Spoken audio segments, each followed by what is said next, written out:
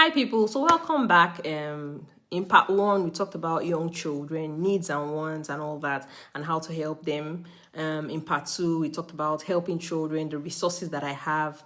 But as they grow into preteens and teens, stealing takes on a deeper meaning. It's not just about curiosity anymore. It can be about impulse control, the need to belong, or even rebellion. So let's talk about how to guide our older children when this happens. So at this age, impulse control, their brains are still developing. The part that controls impulse and long-term thinking. This means that our children may act without fully weighing the consequences. It's important to know that. You can help them by teaching simple strategies, like pause before acting, just don't stay in a place where you are tempted to do those kind of things, and then get to know the thoughts that come before they want to take that behavior. Number two is the intent behind stealing. I talked about it a bit in part two. Understand why your preteen or teen is stealing. Sometimes it's curiosity, other times it can be rebellion. It could be because they wanted something you wouldn't buy and you didn't explain to them why. Or it might be peer pressure, they don't want to feel left out. In some cases, it's emotional, it's looking for comfort or a thrill, like I said in part two. When you understand the intent, you can respond better, not just punish, but guide.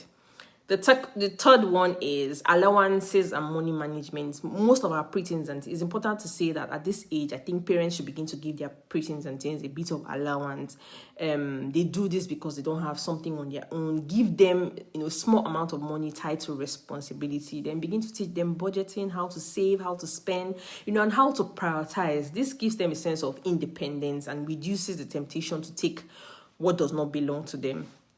And then the need to belong. Peer pressure is a thing at this age. It's huge at this stage. The child might feel, if my friends all have it, I need it, or I'm left out.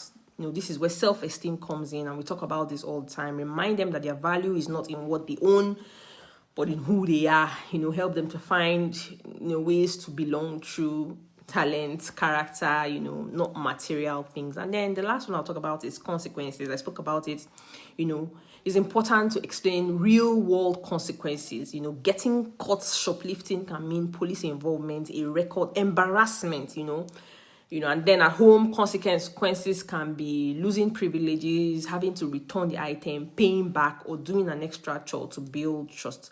Consequences should teach, not just hurt. And then the last one is tough love. As parents, we must balance love with fairness. Say to your child, I love you, but stealing is not acceptable. In this family, we choose honesty. Let them know your love is unconditional, but this behavior has consequences. And agree with them ahead for these consequences. If stealing becomes a pattern, don't forget to seek counseling, mentoring support. You can come to me. It shows strength, not weakness. And that's why I applaud this mom that sent this message to me. So parents, when it comes to preteens and teens, guide them with understanding, but also with firmness. Help them control impulse, understand, their intents, manage money, resist pressure, and face, real consequences. Remember that stealing is a behavior, not an identity. With patience, values, and tough love, we can guide our children towards integrity and responsibility. I hope these videos, part 1, 2, 3, has helped this mom. If not, reach out to me, so that I can help your son, with resources that I have. Like I said, I have a book on why kids lie and how to get them to tell the truth, and just coaching, and mentoring for your children. So thank you so much for watching. If you've learned a thing or two, don't fail to like, drop me a comment, subscribe if you haven't subscribed, and I'll see you in my next video.